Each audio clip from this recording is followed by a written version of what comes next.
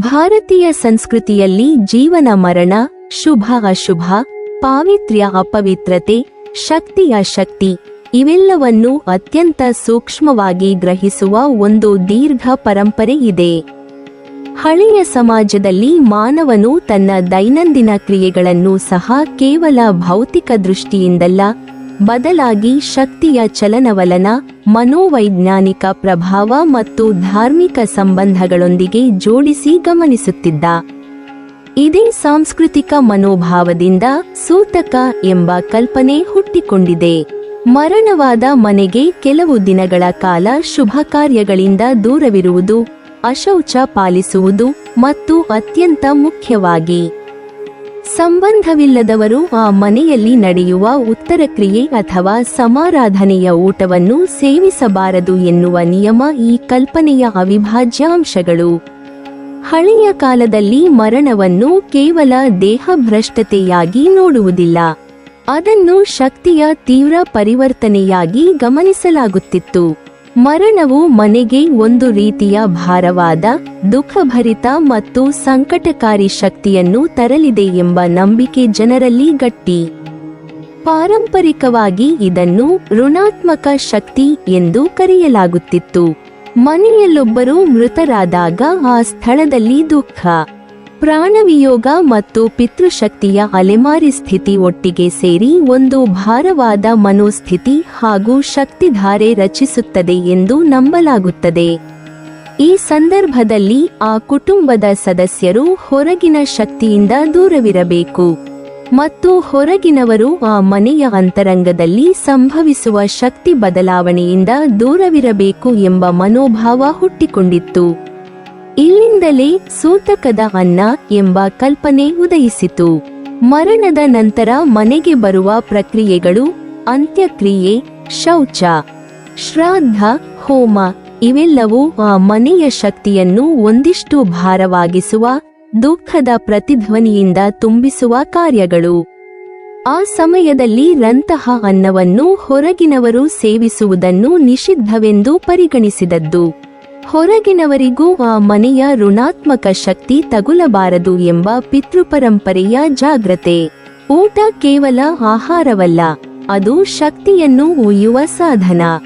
ಯಾವ ಮನೆಯಲ್ಲಿ ಯಾವ ರೀತಿಯ ಮನೋಶಕ್ತಿ ತಿರುಗಾಟ ನಡೆಯುತ್ತಿದೆ ಎಂಬುದು ಆ ಮನೆಯ ಅನ್ನದ ಮೂಲಕ ಆ ಮನಸ್ಸಿನ ಮೇಲೆ ಪರಿಣಾಮ ಬೀರುತ್ತದೆ ಎಂಬುದೇ ಈ ನಂಬಿಕೆಯ ಹೃದಯ.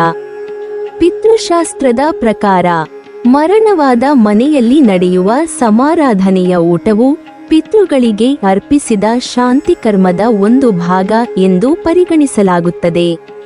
ಪಿತೃಗಳಿಗೆ ಸಮರ್ಪಿತವಾದ ಆಹಾರ, ಮಂತ್ರ, ಹೋಮ ಇವು ಒಂದು ವಿಶೇಷ ಶಕ್ತಿ ವಲಯವನ್ನು ರಚಿಸುತ್ತವೆ.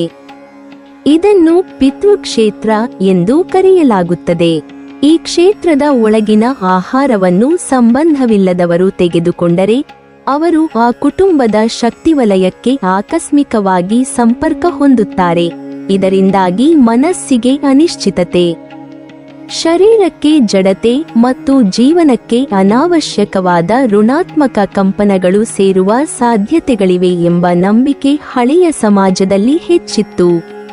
ಹಾಗಾಗಿ ಈ ಪಾರಂಪರಿಕ ಜ್ಞಾನವನ್ನು ಉಳಿಸಲು ಸಂಬಂಧಪಡದವರು ಸೂತಕದ ಅನ್ನವನ್ನೇ ತಪ್ಪಿಸಿ ಎಂಬ ಮಾರ್ಗದರ್ಶನ ಜನರಿಗೆ ನೀಡಲ್ಪಟ್ಟಿತ್ತು.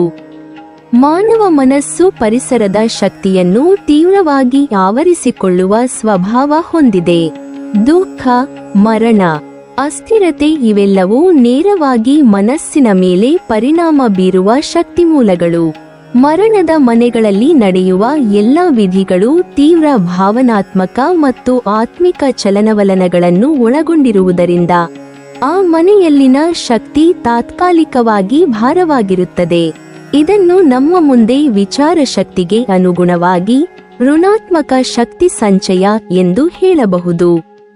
ಹೀಗಾಗಿ ಸಂಬಂಧಪಡದವರು ಅಲ್ಲಿ ಊಟ ಮಾಡಿದರೆ ಆ ಶಕ್ತಿಯನ್ನು ಅನೈಚ್ಛಿಕವಾಗಿ ಸ್ವೀಕರಿಸಬೇಕಾದ ಸ್ಥಿತಿ ಎದುರಾಗುತ್ತದೆ ಎನ್ನುವ ನಂಬಿಕೆ ಜನರಲ್ಲಿ ಗಾಢವಾಗಿ ಹಿಡಿದಿದೆ.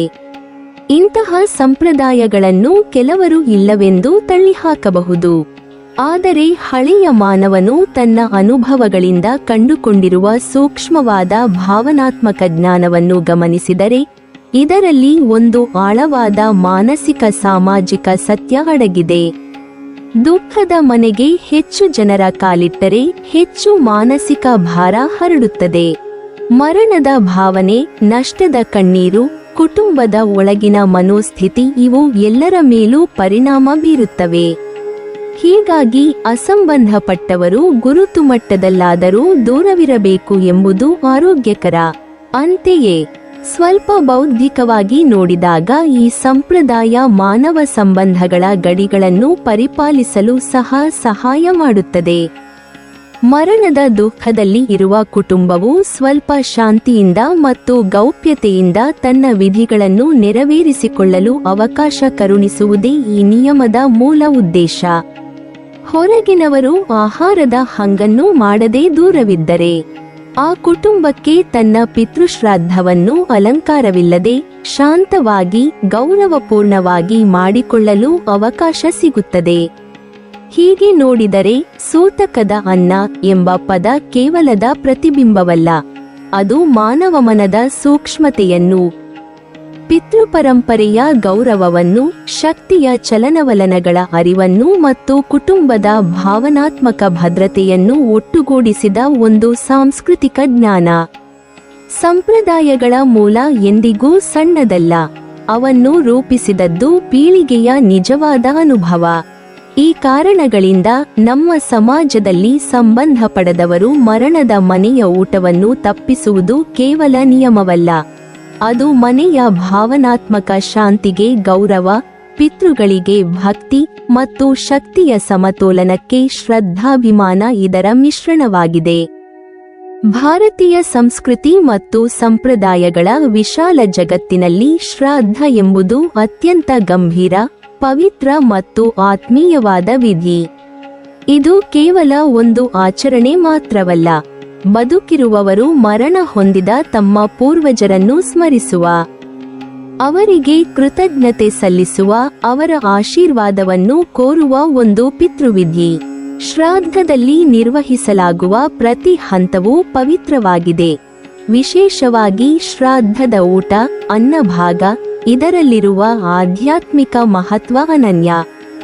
ಈ ಕಾರಣದಿಂದಲೇ ಶ್ರಾದ್ದದ ಊಟವನ್ನು ಯಾರ್ಯಾರು ಮಾಡಬಾರದು ಎಂಬ ವಿಷಯಕ್ಕೆ ಸಂಪ್ರದಾಯದಲ್ಲಿ ವಿಶೇಷವಾಗಿ ಗಮನ ಕೊಡಲಾಗಿದೆ.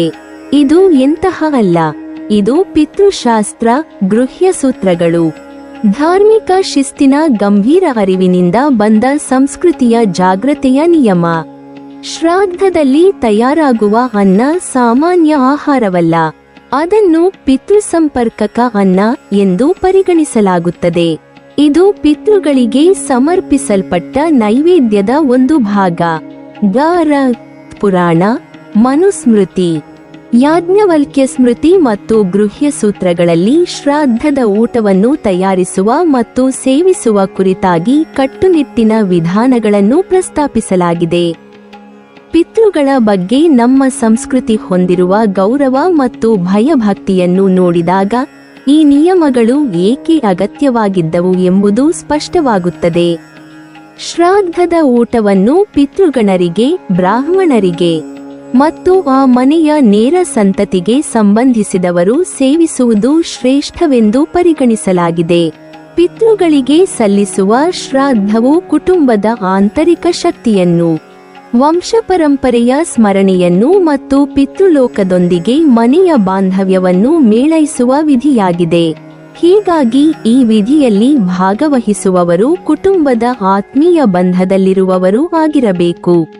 ಸಂಬಂಧ ಪಡೆದವರು ಅಥವಾ ದೂರದವರು ಈ ಊಟವನ್ನು ಸೇವಿಸುವುದರಿಂದ ಪಿತೃಶಕ್ತಿಯ ಪ್ರಭಾವಕ್ಕೆ ಅನುಚಿತ ಸಂಪರ್ಕ ಉಂಟಾಗುತ್ತದೆ ಎಂದು ಹಳೆಯ ಜ್ಞಾನಿಗಳು ಹೇಳಿದ್ದರು. ಇದು ಯಾರನ್ನೂ ಹೀನವಾಗಿ ನೋಡುವ ಪದ್ಧತಿ ಅಲ್ಲ, ಬದಲಿಗೆ ಪಿತೃವಿಧಿಯ ಗಂಭೀರತೆಯನ್ನು ಕಾಪಾಡುವ ಸಂಸ್ಕೃತಿಯ ಜಾಗ್ರತೆಯ ನಿಯಮ.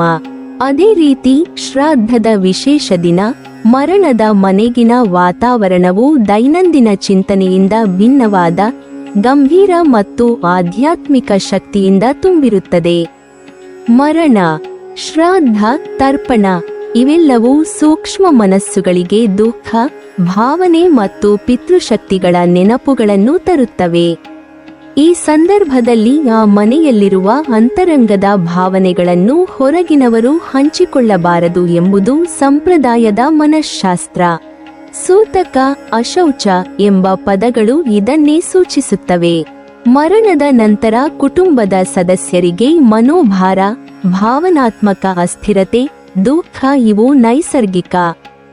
ಅವರ ಮನೆಯ ಊಟವನ್ನು ಸಂಬಂಧದೊಳಗಾಗದವರು ಸೇವಿಸುವುದರಿಂದ ಅವರಿಗೆ ಸಹ ಅನಗತ್ಯವಾದ ಮನೋಸ್ಥಿತಿ ಮತ್ತು ಶಕ್ತಿಯ ಒತ್ತಡ ತಗುಲಬಹುದು ಎಂಬ ಜನಪದ ಜ್ಞಾನದಿಂದ ಈ ನಿಯಮ ಬೆಳೆಯಿತು.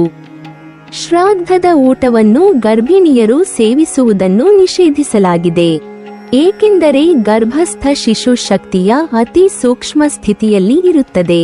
ಮರಣದ ಮನೆ, ಶ್ರಾದ್ದದ ನೈವೇದ್ಯ ಇವು ಆಧ್ಯಾತ್ಮಿಕವಾಗಿ ಗಂಭೀರವಾದ ಶಕ್ತಿಧಾರೆ ಹೊಂದಿದ್ದರಿಂದ ಗರ್ಭಿಣಿಯರು ಪಿತೃಶಕ್ತಿಗೆ ನೇರವಾಗಿ ಸಂಪರ್ಕಿಸುವುದು ಅಶ್ರೇಯಸ್ಕರವೆಂದು ಪುರಾತನರು ರಚಿಸಿದರು. ಅದೇ ರೀತಿ ತೀವ್ರ ರೋಗಿಗಳ ಶಿಷ್ಯ ಗುರು ಸಂಬಂಧಕ್ಕೆ ಹೊರಗಿನವರ, ಶೌಚದಲ್ಲಿರುವವರ ಮತ್ತು ಸಂಪ್ರದಾಯಕ್ಕೆ ವಿರೋಧವಾಗಿ ಬದುಕುವವರ ಊಟವನ್ನು ಶ್ರಾದ್ದದ ಊಟದಲ್ಲಿ ಮಿಶ್ರಣ ಮಾಡಲು ನಿಷೇಧವಿದೆ. ಇದರಿಂದ ಪಿತೃಗಳಿಗೆ ಅರ್ಪಿಸಿದ ಕ್ರಿಯೆಯ ಶುದ್ಧತೆ ಕಾಯಲಾಗುತ್ತದೆ. ಶ್ರಾದ್ದದ ಊಟ ಉತ್ತರ ಕ್ರಿಯೆಯ ಭಾಗವಾಗಿರುವುದರಿಂದ ಇದು ಕುಟುಂಬಕ್ಕೆ ಮಾತ್ರ ಮೀಸಲು. ರಕ್ತ ಸಂಬಂಧ, ವಂಶಪರಂಪರೆ ಮತ್ತು ಆಧ್ಯಾತ್ಮಿಕ ಬಾಂಧವ್ಯ ಹೊಂದಿದವರಿಗೆ. ಹಳೆಯ ಕಾಲದಲ್ಲಿ ಸಮಾಜದ ಶಕ್ತಿ, ಉತ್ತಮ ಮತ್ತು ಅಶುಭ ಎಲ್ಲವೂ ಆಹಾರದ ಮೂಲಕಲೂ ಹರಡುತ್ತದೆ ಎಂದು ನಂಬಲಾಗುತ್ತಿತ್ತು. ಆಹಾರವು ಕೇವಲ ಪೌಷ್ಟಿಕಾಂಶವಲ್ಲ, ಅದು ಮನೋಸ್ಥಿತಿ, ಶಕ್ತಿಧಾರೆ ಮತ್ತು ಆಧ್ಯಾತ್ಮಿಕ ಚಲನವಲನಗಳ ಪ್ರವಾಹ. ಶ್ರಾದ್ದದ ಊಟವನ್ನು ಸಂಬಂಧವಿಲ್ಲದವರು ಸೇವಿಸಿದರೆ ಅವರು ಆ ಕುಟುಂಬದ ಪಿತೃಕೇಂದ್ರಿತ ಶಕ್ತಿಯೊಂದಿಗೆ ಅನಾದರಾವಶವಾಗಿ ಸಂಪರ್ಕ ಹೊಂದುತ್ತಾರೆ. ಇದು ಮನಸ್ಸಿನ ಸಮತೋಲನಕ್ಕೆ ಅನುಕೂಲಕರವಲ್ಲವೆಂದು ಹಳೆಯ ಸಮಾಜ ತಿಳಿದುಕೊಂಡಿತ್ತು. ಹೀಗಾಗಿ ಇದನ್ನು ತಪ್ಪಿಸುವಂತೆ ಹೇಳಲು ಅನುಭವವೇ ಕಾರಣ. ಅಂತೆಯೇ ಶ್ರಾದ್ದದ ಊಟವೆಂಬುದು ಕುಟುಂಬದ ಪುರಾತನ ಪರಂಪರೆಯ ಪಾವಿತ್ರ್ಯವನ್ನು, ಪಿತೃಗಳಿಗೆ ಸಲ್ಲಿಸಿದ ಭಕ್ತಿಯನ್ನು ಮತ್ತು ಮನೆಯ ಶಕ್ತಿ ವಲಯವನ್ನು ಕಾಪಾಡುವ ಸಂಪ್ರದಾಯವಾಗಿದೆ. ಇದರಲ್ಲಿ ಪಾಲ್ಗೊಳ್ಳುವವರು ಸಂಸ್ಕಾರ, ಶ್ರದ್ಧೆ ಮತ್ತು ಸಂಬಂಧದಿಂದ ಆ ಮನೆಯ ಭಾಗವಾಗಿರಬೇಕು. ಹೀಗಿರುವಾಗ ಸಂಬಂಧವಿಲ್ಲದವರು ಶ್ರಾದ್ದದ ಊಟವನ್ನು ಮಾಡಬಾರದು ಎನ್ನುವ ಸಂಪ್ರದಾಯವು ಅರ್ಥಪೂರ್ಣವಾದ ಮನೋವೈಜ್ಞಾನಿಕ ಮತ್ತು ಧಾರ್ಮಿಕ ಜ್ಞಾನವನ್ನು ಒಳಗೊಂಡಿದೆ. ಸಂಪ್ರದಾಯಗಳ ಮುಖಾಂತರ ನಮ್ಮ ಪಿತೃಗಳು ನಮಗೆ ಕಲಿಸುತ್ತಿದ್ದದ್ದು ಒಂದೇ ಪವಿತ್ರವೆಂದು ಕಾಣುವುದನ್ನು ಪವಿತ್ರವಾಗಿಯೇ ಇರಲಿ. ಆಧ್ಯಾತ್ಮಿಕ ವಿಧಿಯನ್ನು ಅದರ ಮೌಲ್ಯದಲ್ಲಿ ಕಾಪಾಡಿಕೊಳ್ಳಲಿ. ಶ್ರಾದ್ದದ ಊಟವನ್ನು ಅದರಲ್ಲಿನ ಶ್ರದ್ಧೆಯನ್ನು ಗೌರವದಿಂದ ಕಾಪಾಡುವುದು ನಮ್ಮ ಕರ್ತವ್ಯ. ನೀವಿನ್ನೂ ನಮ್ಮ ಚಾನಲನ್ನು ಸಬ್ಸ್ಕ್ರೈಬ್ ಮಾಡಿಲ್ವಾ? ಹಾಗಾದರೆ ಈ ಕೂಡಲೇ ನಮ್ಮ ಇಂದ್ರಜಾಲ ಚಾನಲ್ ಅನ್ನು ಸಬ್ಸ್ಕ್ರೈಬ್ ಮಾಡಿ ಮತ್ತು ಪಕ್ಕದಲ್ಲಿರುವ ಬೆಲ್ ಐಕಾನ್ ಅನ್ನು ಕ್ಲಿಕ್ ಮಾಡಿದರೆ ನಮ್ಮ ಹೊಸ ವಿಡಿಯೋಗಳನ್ನು ನೀವು ನೋಡಬಹುದು.